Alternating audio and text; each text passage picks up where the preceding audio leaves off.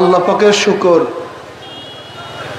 যে মাওলাই কারীম আপনাকে আমাকে হাজারো লক্ষ মানুষের মধ্য থেকে বেছে বেছে আল্লাহ পাকের ফরজ হুকুম জুমার নামাজ আদায়ের উদ্দেশ্যে আজকে আমার জানা মতে গোটা বাংলাদেশ মধ্যে সর্ববৃহত্তম এই জুমার জামাতে উপস্থিত হওয়ার তৌফিক দান করছেন। এর জন্য শুকরিয়া সবাই বলে আলহামদুলিল্লাহ। বিশাল জামাত, বড় জামাতের ফজিলত বরকত তো অনেক আছেই। আজকে জুমার দিন আমি যে আয়াত শরীফ তেলাওয়াত করছি এর উপরে সংক্ষিপ্ত কিছু আলোচনা করব, বাকি আল্লাহ পাকের ইচ্ছা। আল্লাহ পাক রব্বুল আলামিন ঘোষণা দিয়েছেন, কুনতুম খায়রা উম্মাতিন উখরিজাত লিন-নাস তা'মুরুনা বিল মা'রুফ ওয়া তানহাউনা আনিল মুনকার। নবী মুহাম্মদ সাল্লাল্লাহু আলাইহি ওয়াসাল্লাম উম্মতকে আল্লাহ পাক সর্বশ্রেষ্ঠ উম্মত হিসেবে স্বীকৃতি দান করছেন। নবী মুহাম্মদ সাল্লাল্লাহু আলাইহি ওয়াসাল্লাম উম্মত নবী আদম, নবী নূহ, নবী ইব্রাহিম, নবী মুসা, নবী ঈসা আলাইহিস সালাতু ওয়াস সালামদের উম্মতের চেয়ে, সমস্ত নবীদের উম্মতের চেয়ে শেষ নবীর উম্মাহ সর্বশ্রেষ্ঠ, সর্বোৎকৃষ্ট। এর কারণটা কি? নবী মুহাম্মদ সাল্লাল্লাহু আলাইহি ওয়াসাল্লাম উম্মতেরা অনেক বেশি নামাজ পড়েন, এই কারণে অনেক বেশি রোজা রাখেন, অনেক বেশি জিকির করেন, অনেক বেশি তেলাওয়াত করেন, অনেক বেশি হায়াত পান। এই কারণে কি তার উত্তম উম্মত? যদি বেশি ইবাদতের কথা বলেন, তার আগেকার নবীর উম্মতেরা ইবাদত অনেক বেশি করত, তাদের হায়াত অনেক বেশি ছিল, তারা রাহেব ছিল, রুহবান ছিল, সংসার ত্যাগী ছিল। আগেকার উম্মতেরা জঙ্গলে জঙ্গলে থাকতেন, গির্জার মধ্যে পড়ে থাকতেন, বিবাহ শাদী করতেন না। এরকম অনেক উম্মত আছে যারা জাহেদ, সব কিছু ত্যাগ করে শুধু ইবাদতের মধ্যে মগ্ন থাকতেন। এরপরে নবী মুহাম্মদ সাল্লাল্লাহু আলাইহি ওয়াসাল্লাম উম্মত উত্তম হওয়ার কারণটা কি? এর দুইটা কারণ। এদের মধ্যে দুইটা গুণ আছে। কয়টা গুণ? সবাই বলেন কয়টা গুণ? আমরু বিল মারুফ ওয়া নাহয়ি আনিল মুনকার, সৎ কাজের আদেশ, অসৎ কাজের নিষেধ। সৎ কাজের আদেশ, অসৎ কাজের নিষেধ, এই দুইটা গুণ নবী মুহাম্মদ সাল্লাল্লাহু আলাইহি ওয়াসাল্লাম উম্মতের মধ্যে থাকার কারণে এরা শ্রেষ্ঠ হয়ে গেছে, উত্তম হয়ে গেছে। দেখেন, আসলে ঈমান তো মুকদ্দম, আমল মুআক্খার। আগে ঈমান, তারপরে আমল। ঈমান না থাকলে কোনো আমলই কাবিলে কবুল না, গ্রহণযোগ্য হবে না। এখানে আমলের কথা আগে আনছেন, ঈমানের কথা পরে নিয়ে আসছেন। তা'মুরুনা বিল মা'রুফ ওয়া তানহাউনা আনিল মুনকার ওয়া তু'মিনুনা বিল্লাহ। তোমরা ঈমান রাখো আল্লাহর উপরে। অথচ ঈমানের কথা আগে আনা উচিত ছিল, আমলের কথা পরে আনা উচিত ছিল। কিন্তু এখানে ঈমানের কথা পরে আনছেন, আমলের কথা আগে আনার কারণটা কি? এর মূল কারণ হলো এই, ঈমানের ব্যাপারে আগের উম্মত পরের উম্মত, আগের নবী পরের নবী সবাই সমান। ঈমানের ব্যাপারে কোনো নবীর মধ্যে কোনো পার্থক্য নাই, কোনো উম্মতের মধ্যে কোনো পার্থক্য নাই। আল্লাহ এক। নবী আদম আলাইহিস সালাতু ওয়াস সালাম আল্লাহকে একই মানতেন। জান্নাত জাহান্নাম আগেকার সমস্ত নবীরা মানতেন। ফেরেশতা আগেকার নবীরা মানতেন। আল্লাহ একজন, আগেকার নবীরা কয়জন বলতেন? একজনই বলতেন। আগেকার উম্মতেরাও এই বিশ্বাস রাখতেন যে কিয়ামত হবে, পুলসিরাত হবে। নবী মুহাম্মদ সাল্লাল্লাহু আলাইহি ওয়াসাল্লাম একই ঈমান রাখেন, তার উম্মতেরা একই ঈমান রাখেন। ঈমানের মধ্যে আগেকার পরের কোনো পার্থক্য নেই। সমস্ত নবীর উম্মত এবং সমস্ত নবীদের ঈমান এক, অভিন্ন। কিন্তু সমস্ত নবীদের উম্মতের আমল এক না। আমলের মধ্যে কি আছে? পার্থক্য আছে। শরীয়তের মধ্যে কি আছে? পার্থক্য আছে। যেরকম নবী আদম আলাইহিস সালাতু ওয়াস সালামের জমানায় ভাই বোনে বিবাহ জায়েজ ছিল, এখন কি জায়েজ আছে? ঈসা আলাইহিস সালাতু ওয়াস সালামের জমানায় শুয়ারের গোশ হালাল ছিল, এখন কি হালাল আছে? তার মানে ঈমান এক, আমলের মধ্যে পার্থক্য। আমরা ঈমানের কারণে তাদের চেয়ে উত্তম নই। ঈমান তো তাসাবি, সবাই সমান। কিন্তু নবী মুহাম্মদ সাল্লাল্লাহু আলাইহি ওয়াসাল্লামের উম্মতের শ্রেষ্ঠত্বটা বয়ান করার কারণটা কি ছিল? তাদের মধ্যে দুইটা গুণ আছে। কয়টা গুণ? আমরু বিল মারুফ ওয়া নাহি আনিল মুনকার, সৎ কাজের আদেশ, অসৎ কাজের নিষেধ। যদি এই দুইটা গুণ কার মধ্যে না থাকে, এই দুইটা গুণ কার মধ্যে না থাকে, সে যত বড় পীর হোক, মুহাদ্দিস হোক, মুফতি হোক, শায়খুল হাদিস হোক, যাই হোক না কেন, কোরআনের ভাষায় তাকে উত্তম উম্মত বলা হবে না। কোরআনের ভাষায় ওই ব্যক্তিকে উত্তম উম্মত বলা হবে যার মধ্যে সৎ কাজের আদেশ, অসৎ কাজের নিষেধ, এই দুইটা গুণ থাকবে। এখন আপনি বলতে পারেন, হুজুর সৎ কাজের আদেশ করতে করতেই তো অসৎ কাজ দূর হয়ে যায়। সৎ কাজ করতে করতে, ভালো আদেশ দিতে দিতে এমনি ব্যক্তির থেকে খারাপ কাজ দূর হয়ে যায়। কাজে সৎ কাজের আদেশ দিলেই তো যথেষ্ট, অসৎ কাজ থেকে বিরত রাখতে হবে কেন? একটা প্রশ্ন আসি কি নেই? এরকম অনেকেই বলে থাকি। আমি তাদেরকে প্রশ্ন করতে চাই, আমরু বিল মারুফ ওয়া নাহি আনিল মুনকার মাতুফ আলাই, আর মাতুফ আলাই মুগায়্যার হয়, এক আরেকের বিপরীত হয়।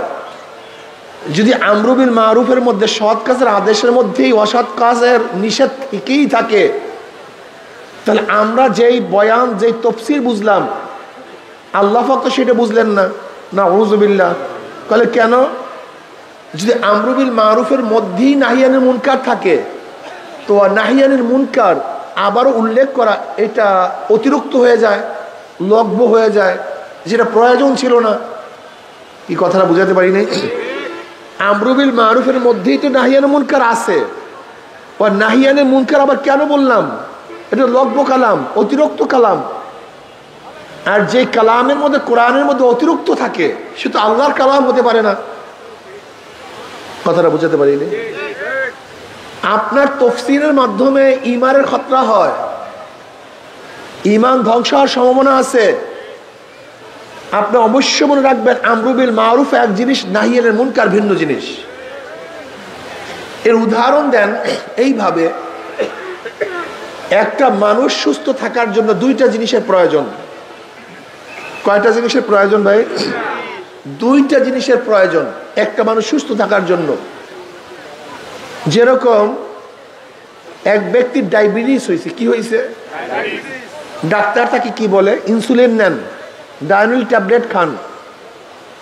আবার কি বলে? চিনি খেয়েন না, এইটা খাবেন না, এইটা খাবেন না। এর কারণটা কি? এর কারণ হলো দুইটা।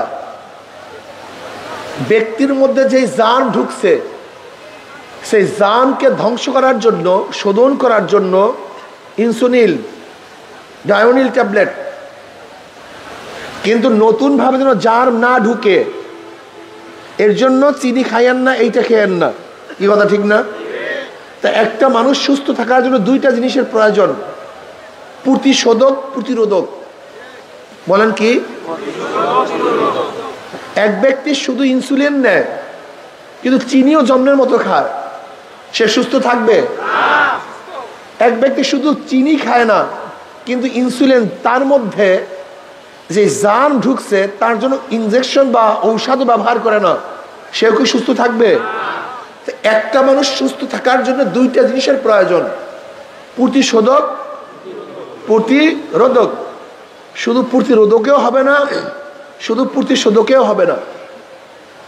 ঠিক ইসলাম নামীয় এই জাতি নামীয় এই কায়া, এই শরীরটাকে সুস্থ রাখার জন্য দুইটা জিনিসের প্রয়োজন, প্রতিশোধক, প্রতিরোধক। বলেন কি?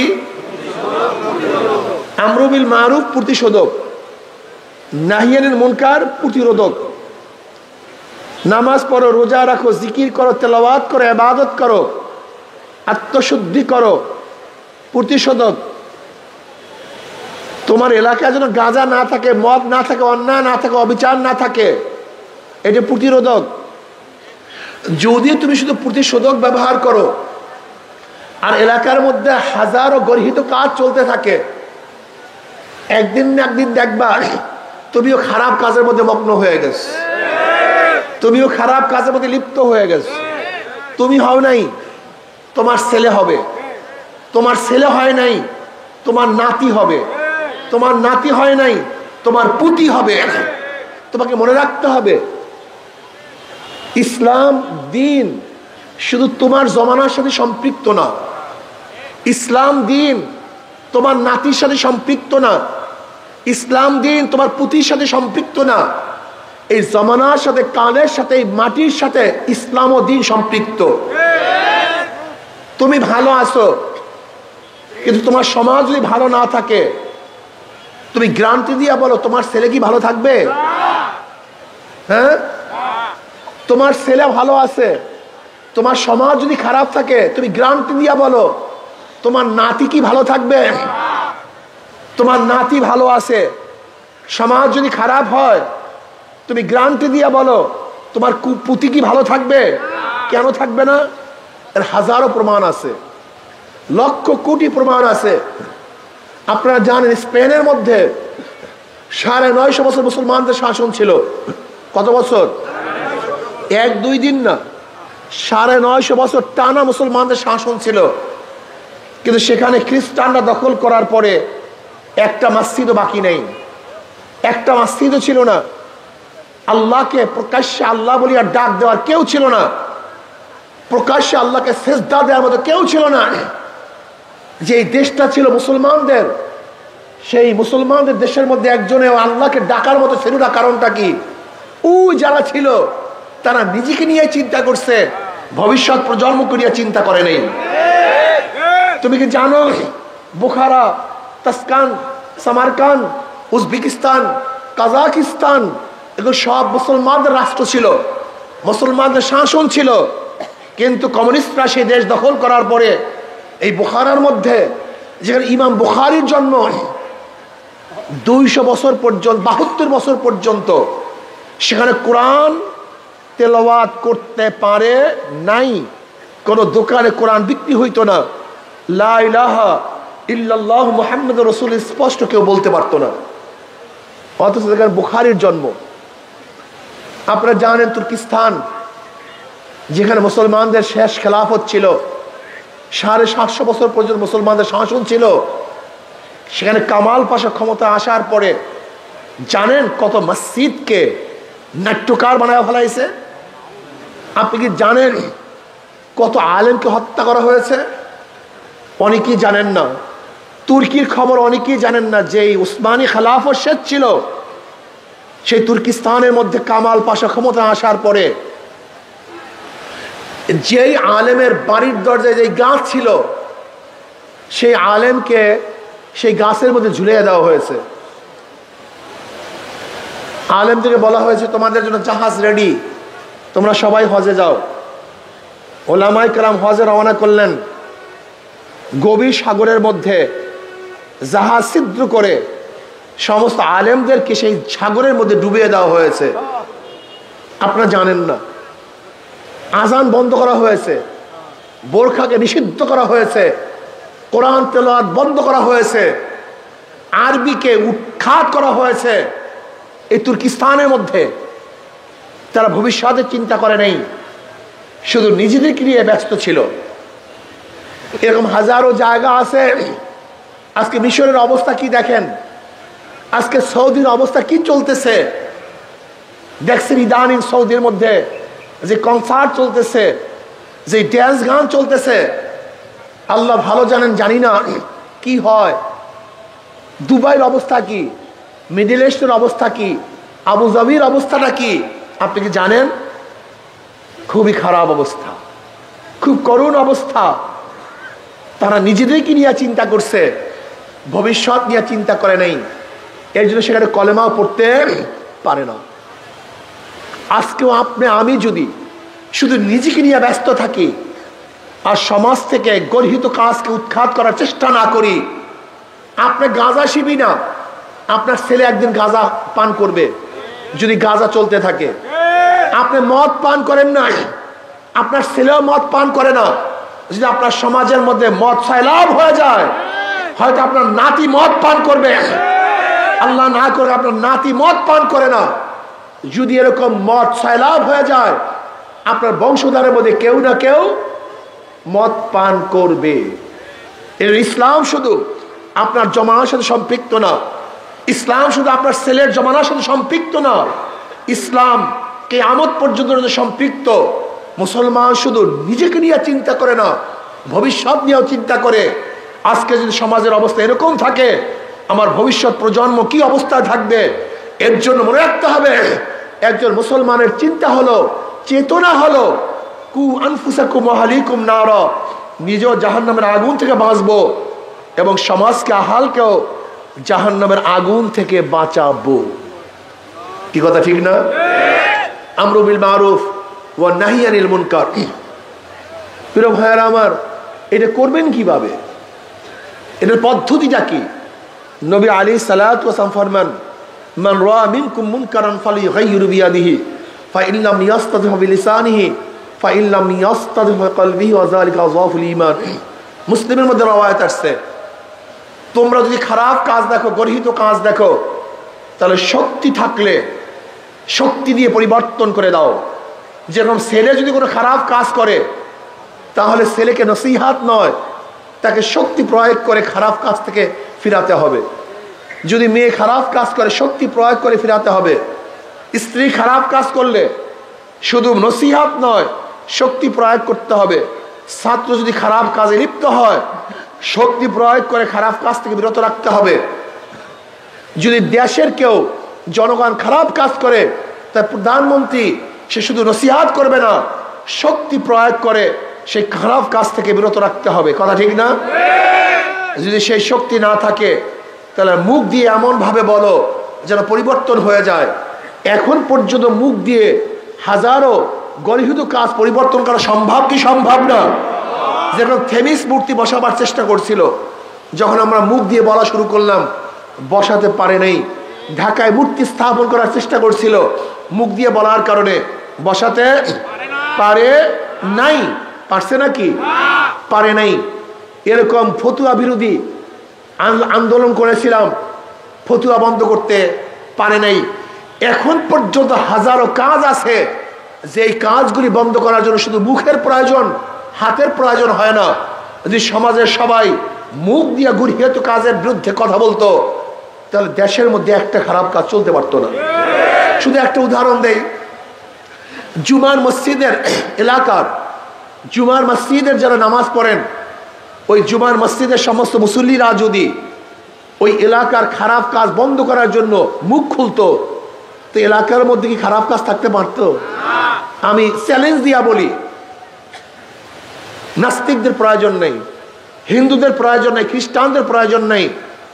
যারা আল্লাহকে সেজদা করে, যারা আল্লাহকে সেজদা করে, এই সেজদাগীররা যদি একত্রিত হয়ে অন্যায়ের মোকাবিলায় কথা বলতো, তা বাংলাদেশের মধ্যে একটা অন্যায় থাকতে পারতো না।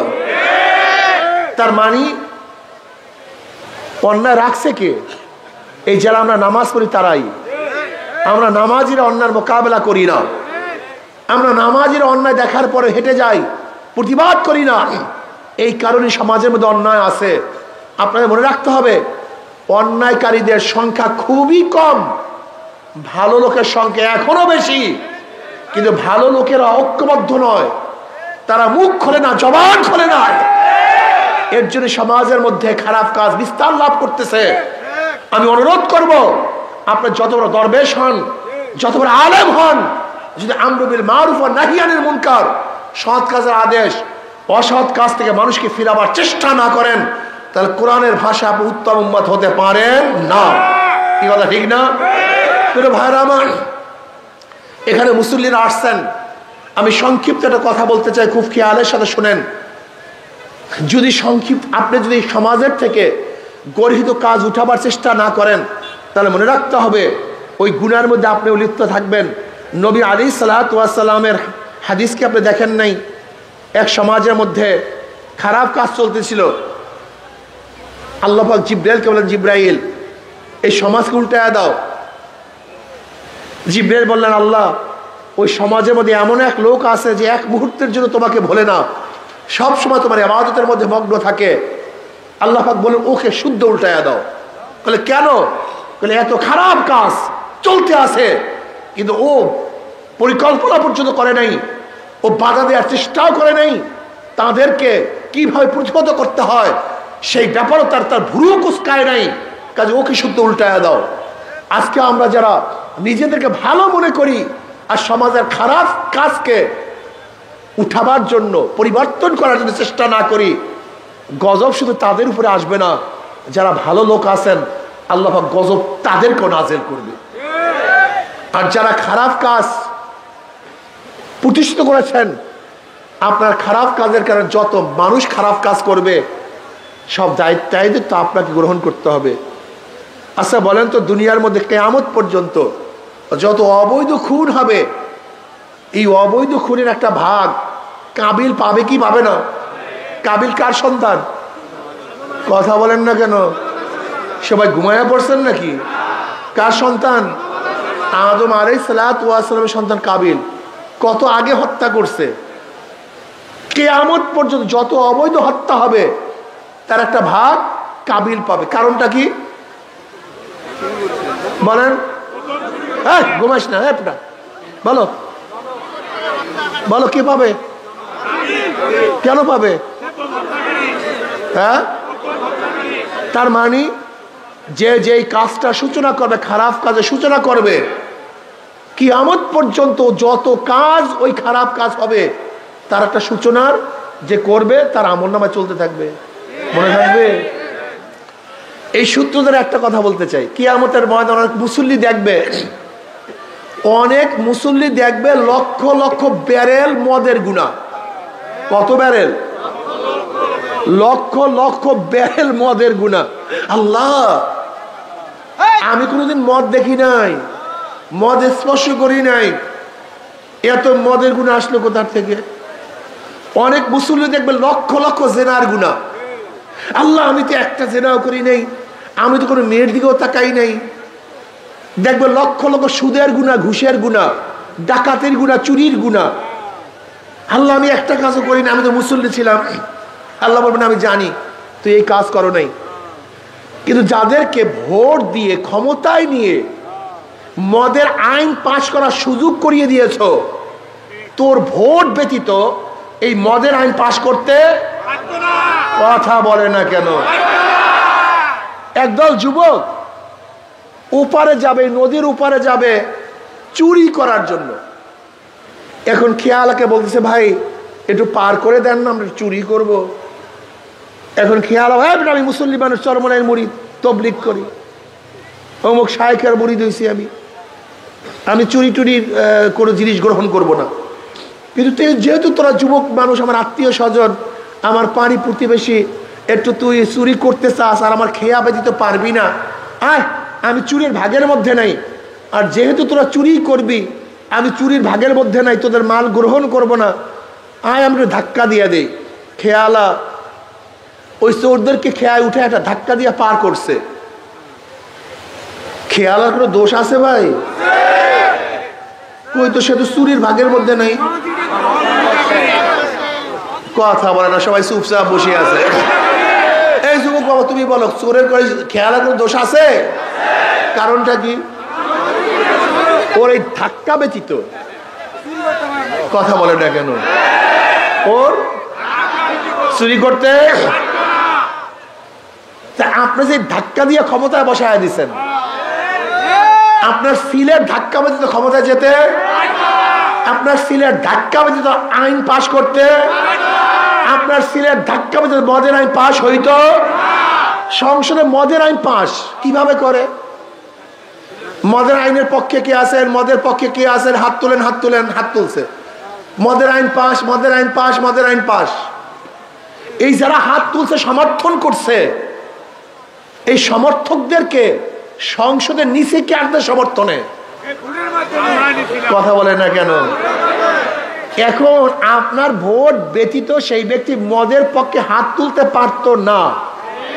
আপনি ভোট দিয়ে মদের আইন পাশ করার জন্য হাত তুলাইছেন। এখন এই গুণাটা কে নেবে আমাকে বলেন তো?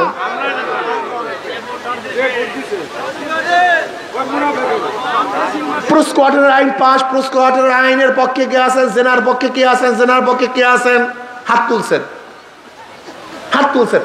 জেনার আইন পাশ, জেনার আইন পাশ। জেনার আইন বুঝেন? বাংলাদেশের ল হলো এই, একটা যুবক যুবতী সম্মতি হয়ে যত খারাপ কাজ করবে, এটা কোনো বাংলাদেশের আইনে কোনো অবৈধ না। একজন যুবক যুবতী যত অপকর্ম করবে নিজেদের সম্মতি অনুযায়ী, যদি তাদের বিরুদ্ধে হাইকোর্টে সুপ্রিম কোর্টেও কেস দায়ের করেন, সুপ্রিম কোর্টের বাবারও কোনো ক্ষমতা নাই তার বিরুদ্ধে কোনো রায় দেয়া। কারণ বাংলাদেশে জেনা সম্পূর্ণ বৈধ। এই যাদের ভোটের কারণে একটা সিল মারছেন, হুজুর একটা সিল মারছে, হুজুর, হুজুর আমার ভাই দাঁড়াইছে, হুজুর আমার আত্মীয়, হুজুর আমার পাড়া প্রতিবেশী দাঁড়াইছে, হুজুর এর জন্য আমি একটা সিল মারছি। এই তোমার সিল ব্যতীত জেনার পক্ষে হাত তুলতে পারতো না।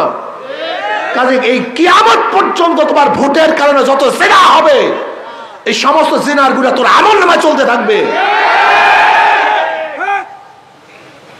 ভাবছেনটা কি? একটা সিল। ইবরাত কা যা হয় তামাশা নেই। আপনার ভোটের মাধ্যমে যত মদের প্রচারণ হবে, যত মানুষ মদের বোতলে চুমুক মারবে, আপনার ভোট ব্যতীত মদের আইন পাশ করা যেত না। আপনার ভোটের কারণে মদের আইন পাশ হয়েছে, সমস্ত গুনাহ আপনার আমলনামায়। ইবরাত কা যা হয় তামাশা নেই। আপনি ভেবেছেন কি এটা ভোট? হ্যাঁ, আমি গেলাম একবার উজিরপুরে, এক হিন্দু ঠাকুর, সে বলতেছে হুজুর আমি তো ইসলামের বাহিরে, হাত পাকার বাহিরে ভোট দেবো না। আমাকে কেন? তাহলে হুজুর আপনার আব্বার বয়ান শুনতাম, তিনি একটা কথা বলছে যে যাদের ভোটের মাধ্যমে যত গুনাহ হবে, ভোটারদের আমলনামায় সেই গুনাহ আসবে। আমি চিন্তা করি তখন কতটা ঠিকই, আমার কারণে এই কাজগুলো হচ্ছে। আমি না করলে এই কাজ হতো না, লুটপাট হতো না, চুরি হতো না, ডাকাতি হতো না। এই কাজটা আমারই নিয়ত করছি। হুজুর আমি কেন ফাও ফাও একজন ক্ষমতা নিয়ে আমি কেন কিয়ামত পর্যন্ত খারাপ কাজের মধ্যে থাকবো? চিন্তা করতে পারছেন? একটা হিন্দু, ওর মেধা আছে। আমি এই কথা বলছি না যে তুমি আমার সাপোর্ট করো, আমি এই কথা বলছি না তুমি ইসলামী আন্দোলন করো, আমি এই কথা বলছি না তোমার হাত পাকে সিল মারো, এই কথা বলছি না।